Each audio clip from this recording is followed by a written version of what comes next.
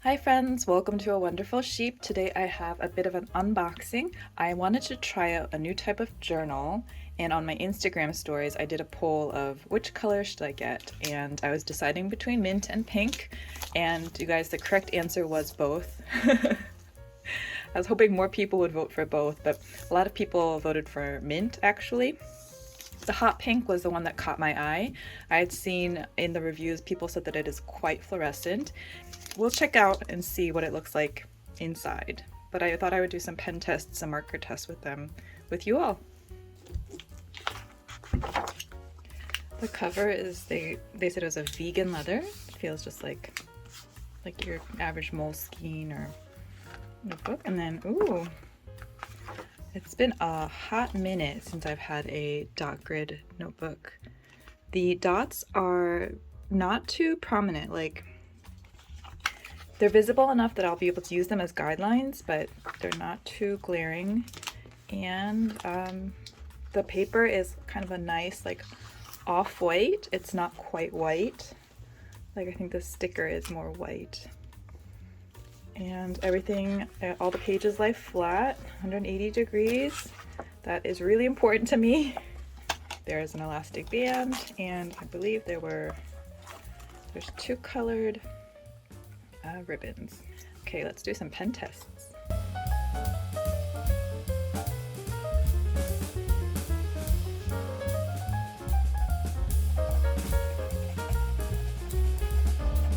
Okay, I did initial tests and I haven't checked the backs yet, so we will check the back together. Oh wow, I am quite surprised.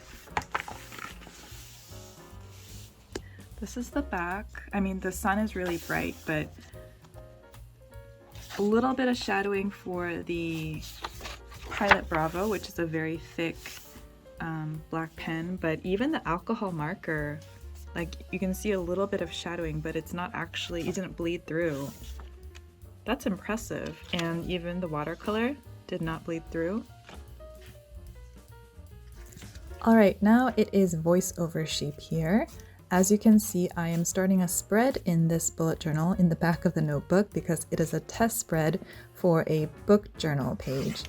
I have been reading a lot this year, starting last year really, and social media has sort of guided me to showing me different book journals and reading journals that people do, and a lot of these journals are Archer and Olive journals, I've noticed. So originally I wanted to get an Archer and Olive notebook, but living in Korea, I have to order it internationally, and it was quite expensive to get one. So I did some searching and I found a Korean brand that also does these bullet journal notebooks. And so I got the pink one, as you can see here, as well as the mint and a B6 size one in black. And I wanted to play around with different types of book journal spreads.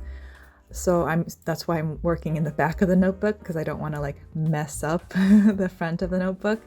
I don't know if you feel that way about like a new nice notebook, but I'm always afraid to like mess up the front or mess up the start. So, you know, you always skip a few pages in the front, or in this case, you start in the back for these test pages. And I'm doing Iron Flame right now because I did read it recently and I did enjoy it. I liked it more than Fourth Wing actually. I didn't super love Fourth Wing, but I liked Iron Flame more. I got more immersed in the story. So I thought I'd do a spread, but also more importantly, I had an extra little book cover page printed out because I'd accidentally printed multiple copies of that book. So I thought it'd be good to test out. And yeah, I did the little book cover page in the corner like I see a lot of people do, and then I added some scrapbook paper and stickers and stamps. It's a little much, but that's what test pages are for, and it's my first attempt. And then we move on to a couple of days later. I've done a few other spreads off camera, but I'm gonna do another one with you, and that is A Curse for True Love by Stephanie Garber. It's the third book in the Once Upon a Broken Heart series, and I just finished it last night. And by last night, I mean early this morning. Stayed up way too late finishing it, and I wanted to do a little spread while it's still fresh in my mind. This series was okay. I didn't super love it. I don't think I super connected with the characters, but I did appreciate how there was a lot of beautiful imagery. There's a lot of like motifs and things that as I was reading, I would highlight because I wanted to draw it later in my sketchbook, or it sort of inspired creativity in me. So I think those are the kind of books I would definitely like to add into my future book journal, potentially this journal. I still haven't committed to a journal yet because I always over plan and I'm always super ambitious about all the journals I'm going to keep. But potentially, if I do keep a book journal, I do want to do these spreads where I'm inspired by the books to create something. And that's what the case was for Curse for True Love. You can see me using these cherry blossom stickers from a Daiso haul years ago. Daiso always comes out with a cherry blossom line, and I went crazy on all the cherry blossom stickers the first time they had the line, and I was really into stationery, and these are the last remnants of that haul.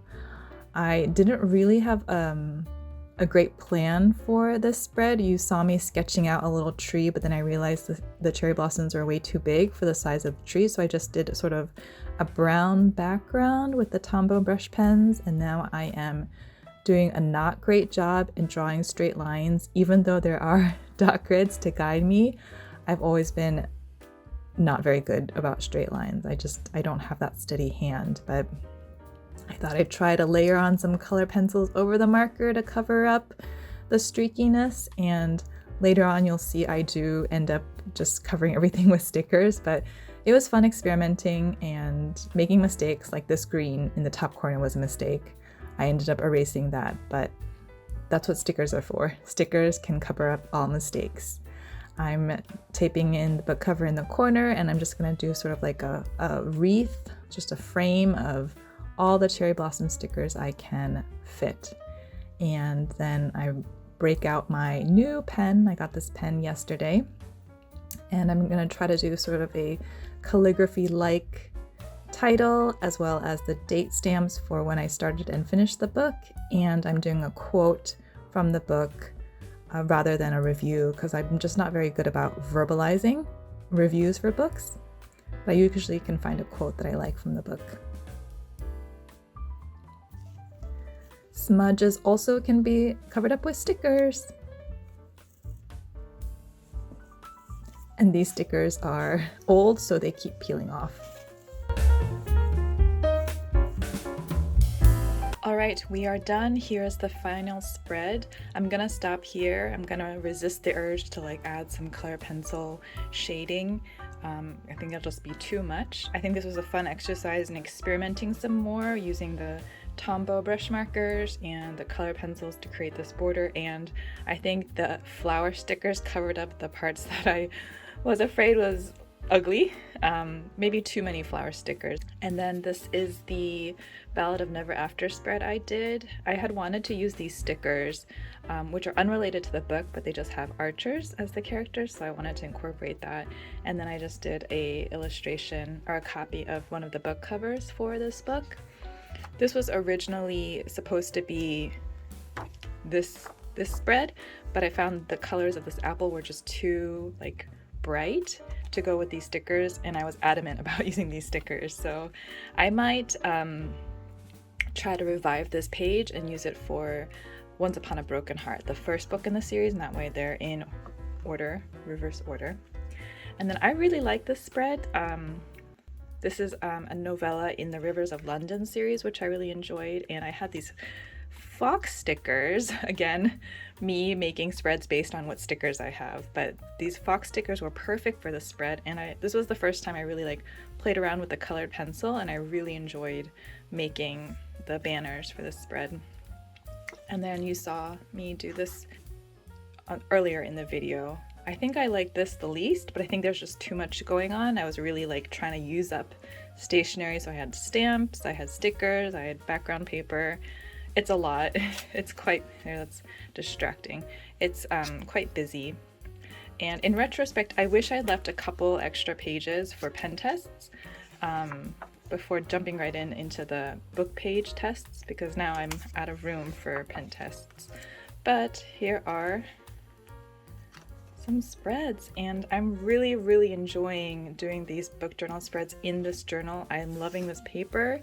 Whether or not I do like a proper book journal will be determined, but for now I'm just gonna go through the books I've read this year and choose to do spreads by the books I'm inspired by. So I hope you enjoyed this video.